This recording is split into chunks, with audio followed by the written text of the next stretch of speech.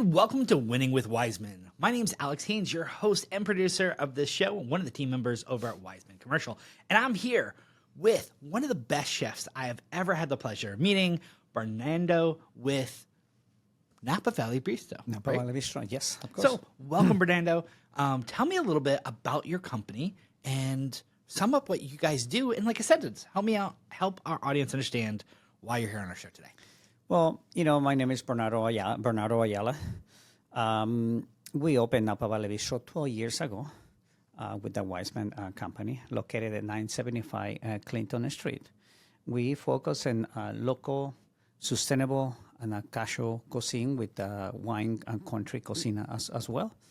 And so far for 12 years, it's been successful years that we've been in the location. You said 2 years. 12. 12. Okay, I would make sure. I was like, only two. I thought you years. were 12 years. 12 That's years. huge. So let's rewind the clock a little bit. What actually got you into this 12 years ago? Well, working as, I have 30 years of, before I used to have a 20-something years experience of cooking and different restaurants and also being a chef. And I went to culinary school for cooking. I decided to open my own little business along with my partner, Ernesto Martinez, which he's the owner of Market Restaurant in Santa Elena. So we decided to open this place in downtown Napa. I saw the opportunity, I saw the location, and yes, it's not on the main street where there is more walking paths, more people walking on this on the streets. It is a little bit in the side on downtown, but it's been working very well. Right. Now where you're located, you're at what location you're at now, Main Street? It's on 975 Clinton Street. Mm-hmm. And that's the corner of 1250. It's the corner of Main and Clinton. All right, so you are Main Street and on Clinton, that cross section, and you're downtown Napa, which is beautiful and amazing. How do you like Napa? I've been living in Napa basically half of my life since I came from Mexico. It's going to be almost 38 years ago that I came from Mexico to Napa, and I've been there since then. I like the people, I like the wine, I love the flavors, I love the vibe, and I think Napa is a beautiful place. Yeah, it's absolutely gorgeous. And you said you started 12 years ago. We talked a little about your history, which is pretty amazing. You said Culinary Institute, right? Is that Culinary Santa Elena. Institute? Santa Elena. Okay, great. And then you've worked in the business for so many years and started your own thing, which is amazing. Like, how many people always had that dream but never actually did it? It is a dream. It is a dream. It's not easy, especially on the restaurant and the cooking business. It's challenging every day. Well, like every other job, I believe, is challenging. But I'm very happy and I'm very fortunate to have my business, and also happy to have a nice local clientele in Napa, followers that follow our food or flavors and our philosophy of the local sustainable cuisine. I love that. I love that philosophy too, because that's so hard to find sometimes, where restaurants really go that extra mile to make sure it's locally sourced and that it's good for the environment, and it's that ecosystem you want to make sure, like you said, it's sustainable. So the prices are different because you get, like you get the local king salmon, what used to be in season, the Dungeness crab when it's in season, and things like that. So it makes a little bit more expensive, but it's what we believe on it, and it makes sure. I mean, rarely do you ever want to price shop when you get quality food. Especially, I've been to good restaurants. I obviously like to eat, and one of the things I've noticed is that better quality food costs a little bit more, but it tastes so much better. It is, especially when you believe in funding businesses that really take things like the environment into consideration. Sustainability is huge. Many restaurants don't. If you don't understand what sustainability is, it's really, you know what? Why don't you explain to us what sustainability is for your restaurant? Well, it's it's support. So for me, is support the person who grows some vegetables, the small farmers to grow some vegetables. They also for instance, in the meat industry, that they don't cut corners. That's sustainable for me. Also, in the seafood area, stay away from farm raised products as much as possible. You not always can do it. And also in the produce, basically to buy maybe 200 kilometers around you as much as possible. Not always is doable, because you're not going to grow a mango here or a papaya, but as much play with the flavors and Totally makes sense. And so what I'm hearing is that when you started this business, success to you looked like not only living in Napa, having a business in Napa, but supporting other smaller businesses, farmers, produce, all the things that go into your restaurant. That was all part of your success. It is because you get support from them. It's basically how it works. Yeah, that's huge. So let's talk about the space you're in right now. Obviously, at some point, you had to go looking for a space, and I think that's where Wiseman came into play. Tell me the story about how you ended up where you ended up. So basically, I look at this space, which used to be right there, used to be an Indian restaurant, which, it was open only for, I believe, maybe 1 year. Didn't get the follow of the clientele that they're supposed to get, and I was close, maybe 8 months or something like that. 9 months. I look at the location, and small, interesting, and I wanted to have a small little place, family owned. So I reached out to Wiseman, and we started the conversation. They were very friendly, professional, and they work with me for my needs. That's huge. And that's huge. That is huge. Many landlords, this is what it is. Take it or leave it. No, they listen and they hear it, and they work with me to start. And the funny thing is, as I've been exploring the tenets of Wiseman, this is what I hear often, is that Wiseman listened, they didn't treat me like a number, and they built out something that helped me succeed.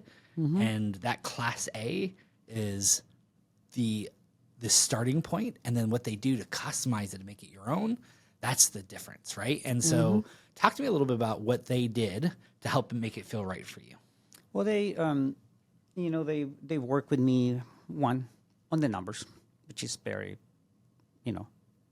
very, very big. It's huge.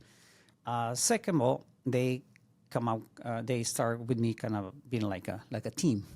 Mr. Doyle, he's not with Wiseman company anymore. He was a great supporter, telling other people to try our restaurant, and he was very great supporter to come. I used to come to the restaurant like maybe twice a month or 3 times a month, and believe in us, believe in the food, and believe in the philosophy, and also when there's any, now with the team of the Wiseman that they are right now, if there's any issues or anything like that, they very helpful. That's big. Teamwork, I will say teamwork. Teamwork because is huge. I think in the end we are a team. Yeah, I like that. Yeah. Wiseman and Napa Valley Bistro teamwork together. That's huge. So, last question about the space. We know you're Main Street, you're downtown. Did you look at any other locations and ended up with this one, or was this like the only thing you really considered? We look at another locations in Napa, but this one was the one that we were more interested on that. There you go. I think that speaks for itself. So I want to shift back to your restaurant, right? I want to shift into a little bit more about your offerings. So I was asking you earlier before this podcast started, hey, what do you serve? In case people haven't actually visited your restaurant. Napa is known for like one big thing. What is that? Food and wine. Food and wine. Yeah. And the connection. Yeah. And the pairings. Yep. So how does your restaurant play into the Napa Valley food? Well, we offer a wine country cuisine with a hint of Latino flavors as well, because I'm a Latino. I'm from Michoacan, Mexico, Michoacan. And yes, I came to the United States when I was in my 18 years old, and so I still have some of the flavors of Latino flavors that I like to play at the restaurant. And basically, it's the cuisine, of course, the pairing very well with the wine, and not finding so many spicy, strong flavors. And so far, I've been enjoying it. Mm-hmm. Very nice. I think I went by the other day and the door was open. Before I went in, I could smell the food, right? And it hit me, and I got hungry. I couldn't wait to get in there. What is your favorite recipe that you make? Is there one food item that you're like, this is my favorite thing to make that everyone should go try? We have many dishes. One of my favorite dish that I have is, which right now the Alaskan halibut is in season. We change the seafood as depends of the season of this. Right now the Alaskan halibut is in season, so I do blue corn tortilla crusted halibut. Ooh. So we do it as pan roasted and then finish in the oven with blue corn tortilla crusted, and we serve it in a puree, a cauliflower puree with some spring vegetable medley like asparagus and some verbena sauce that we do it. It's one of the signature dishes that we have. We have many, but that's one of that I enjoy the most because I enjoy more seafood than meat. But it's just my preference. Well, if the chef's saying, "Hey, you got to try this," you probably should. You should probably give it a shot, try right? Everything. As long as you like fish, this is try everything, obviously. Yeah. But I can't wait to go in and try that at your restaurant. So let's talk about your growth and impact in Napa, because you are 12 years in Napa. Building and growing. You talked about really giving back to the community and making sure you buy from local vendors, right? So when you guys moved many, many years ago, right? Talk to me about your processes, how you've grown, what might have changed from maybe the original vision to kind of how you're doing things now. Mm-hmm. Well, sales-wise, Napa right now is this year, the year 2022, 23, and 24, it's been a little suffering a little bit because of the tourists. But we had a very good years in 2015, 16, 17, 18. Of course, it came COVID, so it was tough. Yeah. COVID for a lot of everyone. But you survived COVID, right? We survived COVID. Oh, that's huge. And we are hoping the next years are better, not only for the restaurant industry, also for the winery industry and for the hotels and all downtown Napa, that we are expecting and hoping we can, grow 15 or 20% more. Wow. So you're already looking at this next year, next 2 years, to see a 15-20% increase. Let's cross our fingers. Let's cross our fingers, of course. Because we mostly all the restaurants, our business are a little bit less percentage than they used to be in the 19s and the 19s and the 18s. That makes sense. Because of the economy. The economy sometimes is out of control. So tell me what it means to you to be downtown Napa. How does that feel when you can say, I have a restaurant in downtown Napa? It is classic. It's good. It's nice, but challenging as well, like always. Yeah, because I guess you not only get to appreciate the fact that you can say, I'm in downtown Napa, but there's a level of excellence you have to produce to really stand up to that as well, right? Exactly. Especially, you see it and you feel it when you actually go out of Napa, when you go in different places, states or countries, and they're like, "Oh, Napa!" So everybody is like, "Oh, Napa." They know Napa like the food and the wine. It definitely has a name brand association with it, and a level of excellence and prestige that kind of goes along with Napa. Napa Valley wine, Napa Valley in general is known really well throughout the entire world, especially if you're a foodie, especially if you like wine. That's a big deal. And to say that you have one of the best restaurants there. We looked at the ratings. You guys look amazing. The food is also really good. So I agree with those ratings. It's gotta both be a sense of pride and a sense of like, I have to keep bringing my A game, right? Yep. You have to keep bringing customers back. You have to keep innovating. You have to keep playing with flavors, with colors, with ingredients.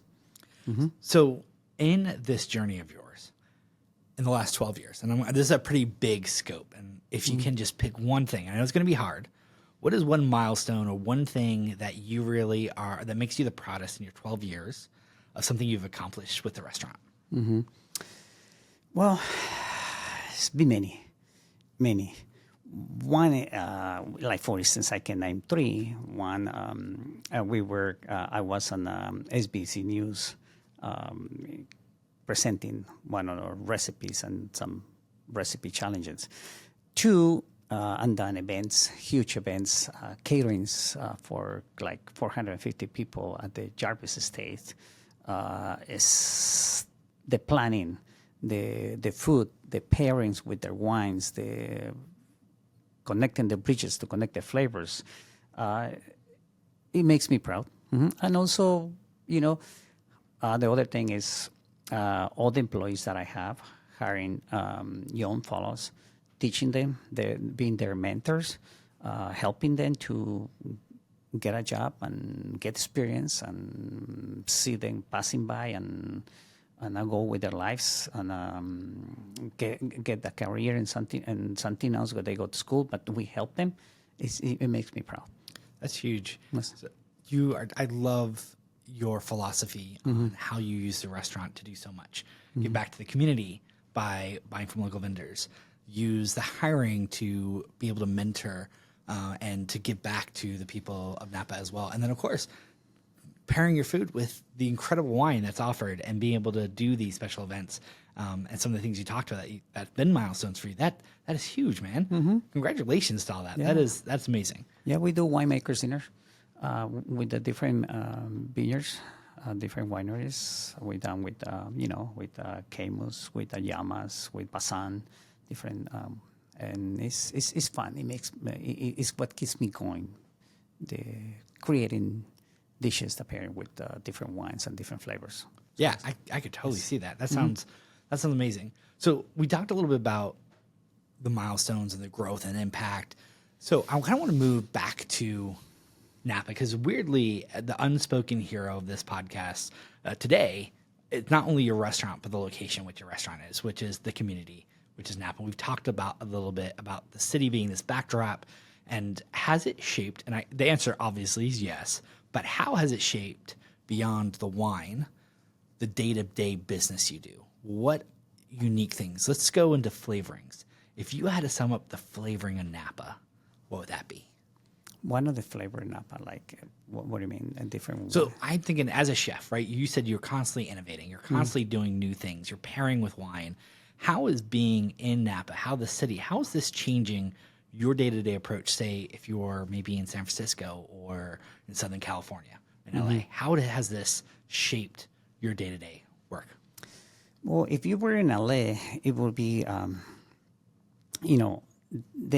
Napa, you had to focus more in clean and unique flavors that obviously pairing well with the white, red, and different wines, and also with bubbles. Is basically you focus in that, and I think here in Napa we are lucky because we have so many produce around, so much to grab from, and that we are so lucky. So you get a breadth of flavor profiles to choose from local vegetation and produce, and then you have the Napa Valley wines that you can pair with, which is unique to this location, and of course the people and atmosphere. Napa, Yeah, that's huge. So are you involved? You mentioned a little bit, but I'd love to go more into like the local events, chambers, or charities. Are you part? Do you run any events? Are you part of any chambers? We have done many fundraisers. That's what we do. Like 2 months ago, we did the Boys and Girls Club fundraise. That's what we do. I can go on and on, but we had Puertos Abiertos. We had for them as well last year, Cope. But yes, we're involved in with charities. We like to, help and trying to get back to the community as much as possible. When you volunteer, are you volunteering time? Are you making food? What are you doing? We do, for instance, fundraise at the restaurant, and we donate percentages of the sales to the. So people can come enjoy delicious food, help with the local charity, and then you write them a check on top of that, and give exposure to whatever they're trying to do. Exactly. That's huge. That's what it looks like to be part of a community. Goes back right with that philosophy of yours, right? And so, is there any other than Wiseman? Obviously, are there any other businesses or partners you want to take a moment and go, we couldn't have gotten where we are without them? Well, around the squares of Napa, all the business we work as a team. For instance, Finish Collector is close to us. They send us people. Basan Sellers, they send us as people. Maca, they send us people. The River Inn, Andas Hotel. So we kind of connect and we help each other. Let's put it that way. We are a team, and I think that's how it should be all the time, and how Napa can be successful, kind of like support each other. Yeah, I think that getting referrals and having someone promote you is huge, and having that local business network is really, really big. So looking ahead, we talked about where you're at right now. We talked about how you got into this business. Looking ahead, what is the biggest goal you're trying to accomplish in the next year or so? What, if you could dream, what would you like to do? Maintain the restaurant, basically, increase it 20%, and that should be the biggest goal. So right now, we're not looking at expanding. We're not looking at this. We're just looking at continue doing what we're doing. Make all the locals embrace the locals and be happy with them, and then be happy with employees. And so consistency, slow, steady growth, making the people who come and eat really happy, and continuing to champion the Napa Valley brand, right? That is huge. Well, thank you so much for joining us today. Is there anything else you'd like to share with the audience? And would you like to invite them to any events or anything you have going on? Is there anything the audience should know about your restaurant? Well, basically, stay posted for our winemakers dinner. Father's Day is coming soon. We happy to cater. We do caterings. We do a lot of caterings and wineries and places. So we are, and also I would like to take a moment and thank you all the locals for all the people for the support for these 12 years. That has been great. I'm pretty much be grateful for what we have. This has been amazing. Now, last thing I want to point out that anyone can stop by. Do they need a reservation to get a table, or can we just stop in and grab something for lunch, dinner? When are you open? What days? What are your hours? We open Tuesday to Saturday. We close Sunday, Monday since COVID. We've been keeping it that way. Reservations, we recommend it Friday and Saturday. Recommended. For instance, Mother's Day, reservations is very extremely recommended. We are completely full for that event, for that day. But during the weekends, definitely I recommend reservations. But walk-ins are more than welcome. We always save a little spot for walk-ins. Excellent. And if you want to make a reservation, what numbers should they reach out to? 707-666-2383. That's the number. And right now, you just Google NapaValleyBistro.com, and you can make a reservation online. Also, you can order online for to-go, or anything like that. And we'll have those links on the bottom as well for you to check out. This has been Winning with Wiseman. I'm your host, Alex Haynes, and with me once again is Bernardo from the Napa Valley Bistro. Thank you so much for joining us today, and we can't wait to see you eating some good food at this restaurant. Thank you very much.